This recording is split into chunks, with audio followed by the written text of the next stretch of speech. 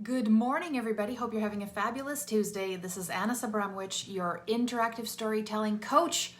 Welcome. All right, today we are going to be talking about another case study, another way for you to use interactive storytelling. Now, today I'm going to be talking about how we use this interactive story to actually get people engaged who were sales reps, and they would actually they wouldn't be in a store, they would actually go out to businesses and sell products. So if that sounds interesting and if it sounds like something you'd like to learn more about, stick around here while I open up all of my chats. Now, if you can hear me and everything is showing, just give me a everything's good or hashtag it's good. Now, there's a reason why I'm running these interactive, these case studies, and I'm going to be doing them for the next couple of weeks.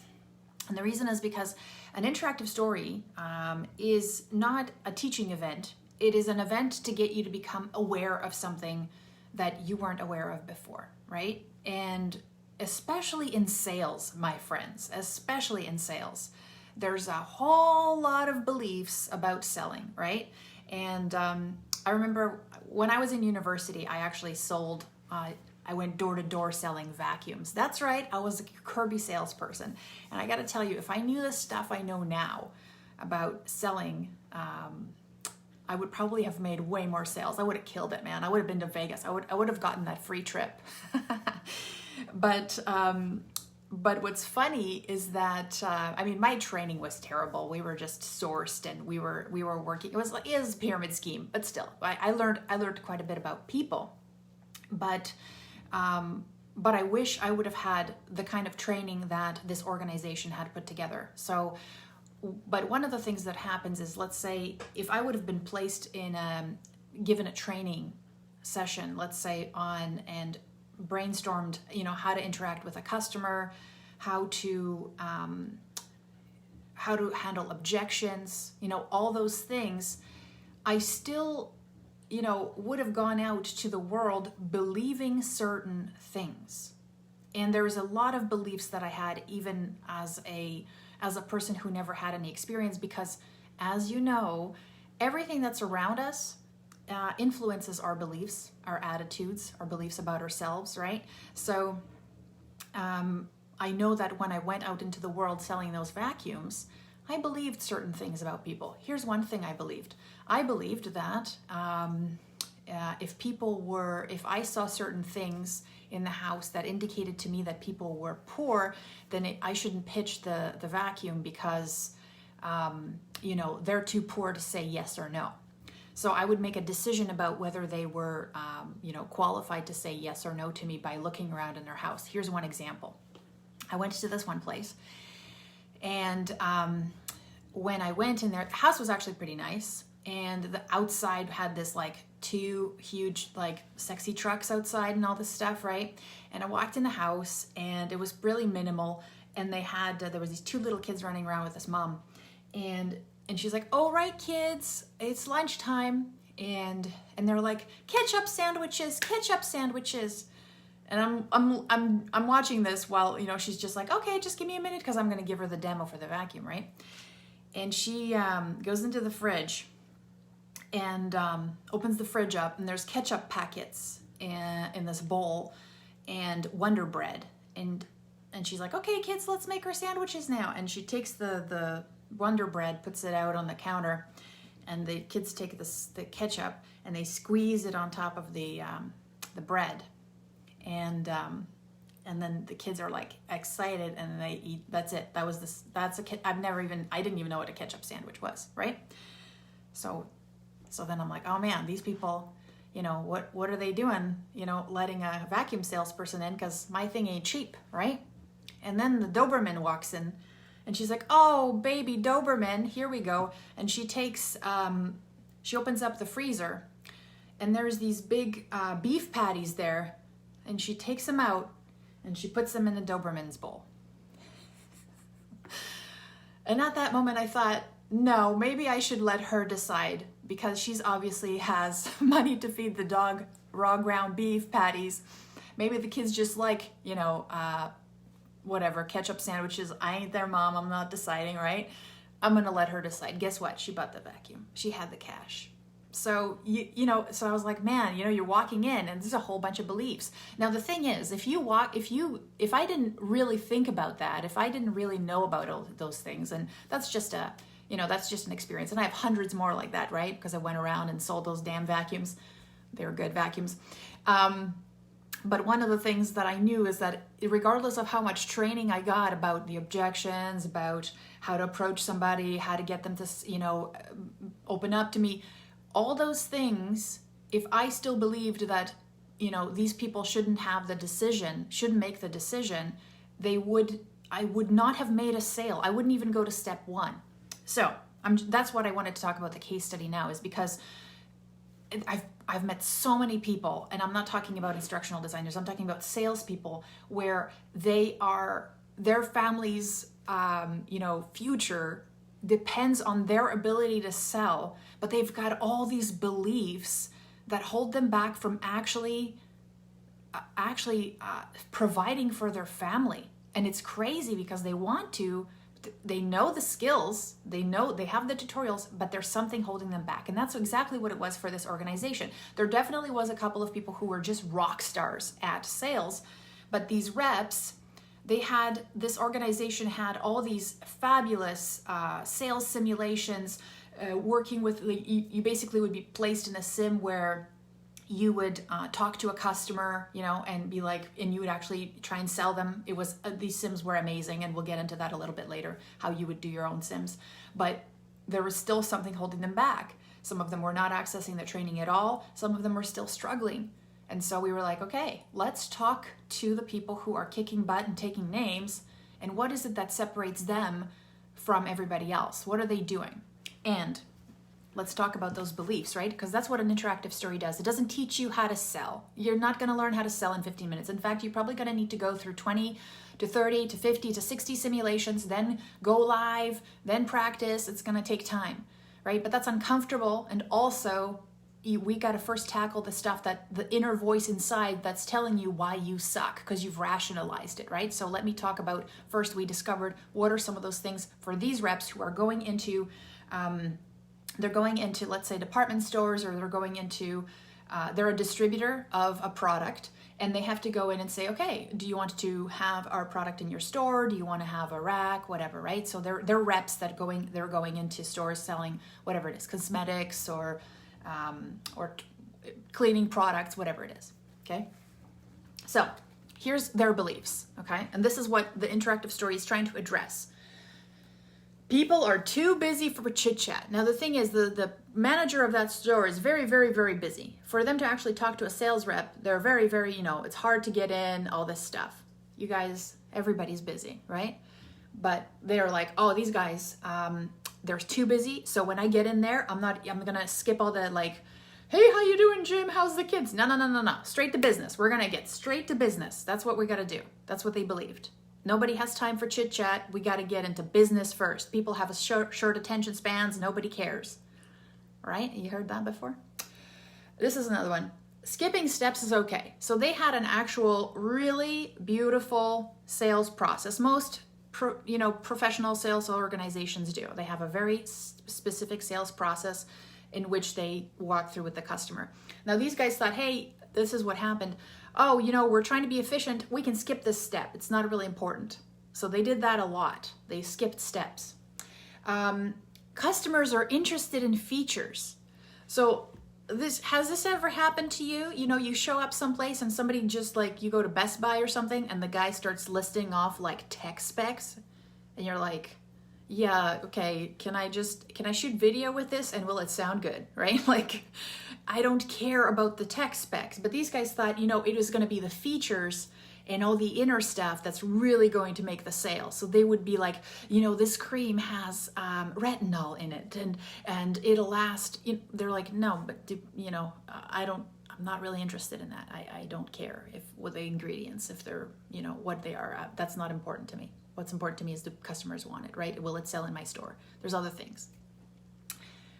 This is another one. Customers want the cheapest price. And so if you go in to every single sales conversation and you're like, everybody wants the cheapest price. So I know that they're just going to hassle me for a deal, so I'm just going to have to kind of like obscure that they want the cheapest price. I know this is going to be attention, and I'm just going to be competing for that cheapest price. That's all they want. And they felt like every single time they went in there, it was like a battle, and nobody considered this, like they felt that they would be going into these interactions with this manager, and all they're doing is they think it was like a haggle fest, right? They were like, okay, but the lowest price, and they're always going for price, right? They're not going for value, quality, all those other things. They're going for price. We're going to be trying to be the cheapest. And also, there's really no win-win here. If we go, too low, they're going to lose. There's no win-win. They didn't have a win-win mindset. They didn't think that was possible in sales. And so I think that a lot of that stuff came from other older industries or mindsets. Also, I think a lot of times, when you hear a story about salespeople, you usually hear a bad story, right?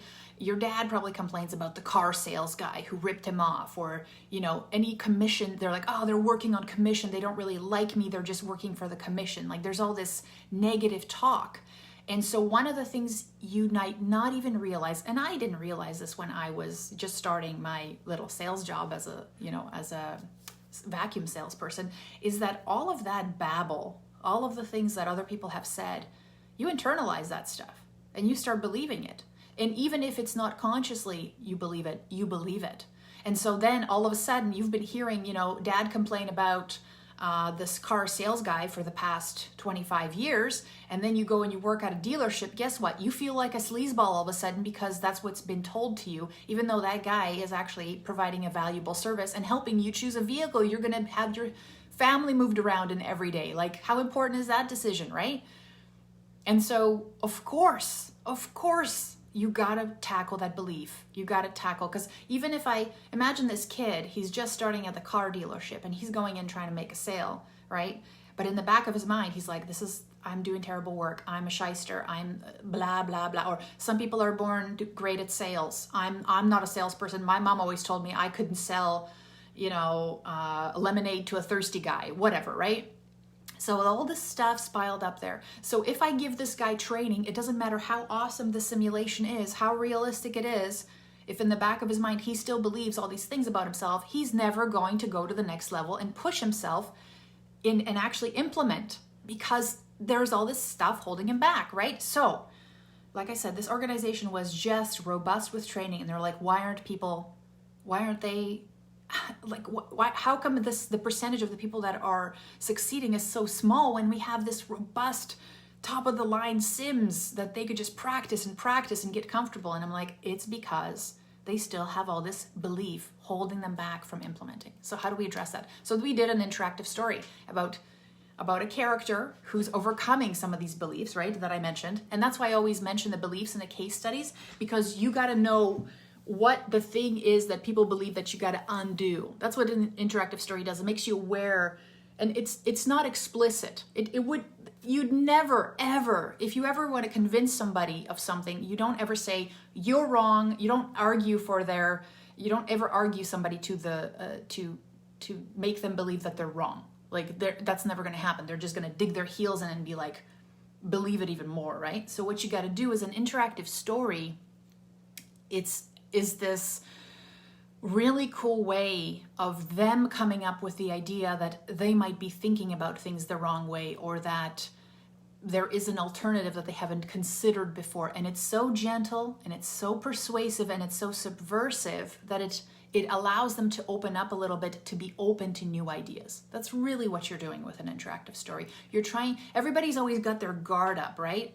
The guard is the ego. The ego is always protecting people from being challenged. I'm good enough, or I'm not, I don't have flaws, or if I do, it's everybody else's fault, right? So you're always trying to protect yourself. And so one of the things with an interactive story is when we get you to connect with a character that's not you, your ego and your defenses go down a little bit, because you get immersed in that story. And then we're actually able to persuade you and show you some alternative ways, because you're kind of in a trance. You're kind of in the storytelling mode, and you're receptive. That's what we want to do. All we want to do is bring your guard down so you're a little bit more receptive. We're not pointing any fingers. We're just showing you there's a better way. And look, This is this character's journey. It could be your journey. Might not be your journey right now, but maybe you can get some lessons from that. And that's one of the things about storytelling, right? Is the reason you and I are here is because the people in the past who could extrapolate lessons from those third-person accounts that were told and who could do them the best were actually the ones that survived, because they didn't have to face the lion themselves to get the lesson, because most people would have died, right? They just had that one guy who killed the lion with a spear, and he snuck up on him, and they're like, oh, maybe I could do that. I mean, I haven't been, because I always charge the lion, but maybe I could do that. I wonder if that would work for me. And imagine themselves painting a picture for themselves of what it would be like if they were in that situation now, adopting this strategy. And that's exactly what you want your interactive story to do. Give people alternatives they can imagine for themselves, right? And once they imagine it for themselves, that becomes closer to reality. Now, the goal of our interactive story. By the way, I just want to say, if you're here, it's so cool that you guys are here learning about this strategy. It is very powerful.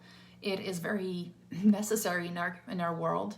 Beliefs are holding us back all over the place, right?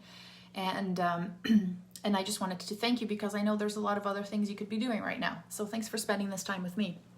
Now, if you like this video, you better like it, as in physically like it, because that next time I'm doing this video, you'll get notified. It'll go to the top of your stream, and you'll get to, it'll beat out all the other kitty and how to make a grilled cheese sandwich videos. So now let's talk about the goal of this interactive story. And you'll see that the goal of this interactive story is not some academic define this term, come up with 3 reasons why. It's none of that stuff. It's really about persuasion. How can we persuade them and for them to become aware of certain things, right? So one of the things we wanted to show is the impact of listening. Because what happened is a lot of these guys would come and they would skip the chit chat, but they didn't realize how powerful listening was. And a lot of them were not really good listeners, right? So we put out these scenarios that help them practice listening. Very important. So that was really good. So it wasn't really, we weren't like teaching them, this is the 3-way step to listening, but we showed them through the consequences of their actions how listening actually made an impact. The other thing was feature ways to use open-ended questions, because and this was a little bit of a teaching piece, but we wanted to show the difference in a conversation when you're using open-ended questions, right, versus closed questions like, do you want this? Is this within your budget? Versus, what are you thinking about the future of, the next 6 months? Where do you want to take the cosmetics section in your store, right? Where do you want it to go? What's your vision? What's your goals, right? So the difference between those 2 kinds of questions. And of course, you'd ask one because you believe one thing, and you'd ask the other because you believe something else, right? So we're tackling beliefs while at the same time reinforcing how to ask specific questions. And then what does it look like when you ask questions like that? Oh, look at that. Cool stuff happens. All right. Show the value of creating rapport, right? That's not what these people believed. No. They're like, get to business. Now, are you kidding me? When you're listening and creating rapport, people want to hear what you have. People want to talk about themselves. They want to know that you remembered stuff they told you last time, right? And that really comes in the show value of building relationships over time. Now, the most successful reps in that company, it's not that they were there the longest, although some of them had been there for quite a while. The most successful reps had established deep relationships with those managers. And when they'd come in, and the reason I know this is because I didn't just, there's no way you can craft a really powerful and engaging interactive story without talking to people who are living the reality, or at least getting some real sense of why are people messing up, right? What's holding them back? And most of the great juicy stories that I got was from people who were like, top performers, and I caught them on a phone while they were between calls, or I got a chance to talk to them in the evening when they just got home, right? So I'd ask them, I'm like, what are you doing? What is your experience like? And so what happens is we are able to pull in those things and actually put them into as challenges. We find out why, here's protocol A to Z, why is everybody messing up on C? And they're like, it's because of this. And you're like, wait, that's so simple to do. And they're like, yeah, but most, people hold back because of this. And you're like, oh, okay, that's a belief, right? It's usually a belief that holds people back. And so really, one of the goals that we were really trying to go for is how to make them a trusted advisor, right? Because everybody wants to be the trusted advisor, but most people have no clue how to get there. They think it has to do with being efficient. They think it has to do with, following the protocol, or giving a lot of, having the best product with the best features. It's not really. What we were trying to teach with this interactive story, and the goal of it was that you become a trusted advisor when you listen, when you create rapport, when you build long-term relationships, and when you value building those relationships over time. Now, the thing is, I could have, sent out a list. I could have sent out a list to the salespeople going, hey, everybody, if you want to be a trusted advisor, then ask open-ended questions. Make sure you listen. That wouldn't work, right? Because everybody's like, yeah, of course, I already listen. Yeah, I'm a good listener. And also, yeah, I know you got to build relationships over time. Of course, I do that all the time. But then they show up to the meeting, and they, instead of asking about the kids and the last week's or last month's, sale campaign, they go straight to prices and features. Why do they do that? Because they believe that the person doesn't have time to talk to them, right? So it doesn't matter what you teach somebody. If they're in that mind zone, you can't help. You can't help them. Regardless of how much training I throw at them, what quality it is, it will not matter if their mindset is in the wrong place. Now, this is what I wanted to tell you. So when the interactive story then, right? So this organization was like this. They had a whole bunch of solid training sims, like the kind of stuff I drool over because I was like, these guys really sourced practitioners. These were really solid simulations. And if you actually are interested in creating really solid simulations, first-person simulations, for when people are actually ready and their beliefs have been appropriately changed, check out Branch Track or something like that. I love that tool. I've created lots of sims with that tool. It is fabulous for creating first-person conversations that are actually, and you can build a conversation in almost any tool, right? There's other ones out there, but this one is specifically set up for like sales, conversations, persuasion. This is it, right? And then they had even the next level. They had this apprenticeship mentoring thing with top salespeople come along on the call, like the pro, right? But only like maybe 20% of their staff were really tapping into this, and only 20% of their staff were really performing. So how do you so there's this big 80% category here that believe all this stuff. Like, I wasn't born a salesperson. Sales is sleazy. Sales is pushy, blah, blah, blah. How do you tackle that? Well, guess what goes there? An interactive story.